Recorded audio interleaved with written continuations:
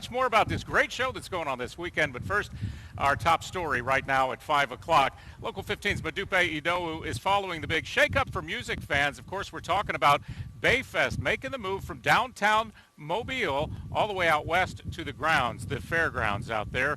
Modupe joins us live. Now, Modupe, what's the latest? Well, you know, a lot of people have been asking, Greg, how will BayFest work at the grounds in West Mobile with parking, with traffic? So we spoke to BayFest CEO Bobby Bostwick and Fairgrounds Director Scott Tyndall to find out. For 2 decades, Mobilians and tourists gathered to hear their favorite artists downtown. Well, I don't want to hurt downtown. I also want to help the city and keep the event going. Now, BayFest CEO Bobby Bostwick says because of growth and the lack of space downtown, the organization is considering moving to the Fairgrounds. It sits on nearly 100 acres. That's going to be a real challenge because there are not hotels right there within walking distance or restaurants.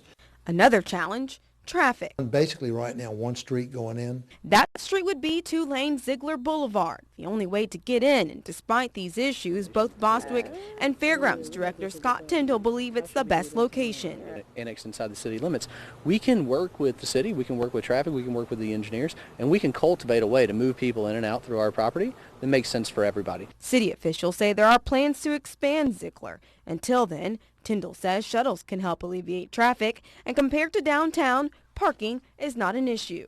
Parking available out there that we've looked at. There are areas inside the grounds that we can do things with stages, whether it be VIP areas or things that we can't do downtown. There's just not enough space for. In addition to space, Tyndall says there's a permanent stage, infrastructure in place for vendors, and fencing. It gives BayFest the opportunity to do new things with our already existing infrastructure.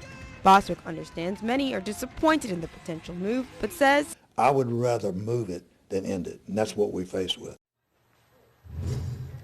Now, the deal is not finalized just yet, but Bostwick believes BayFest can continue to grow at the grounds for the next 20 years.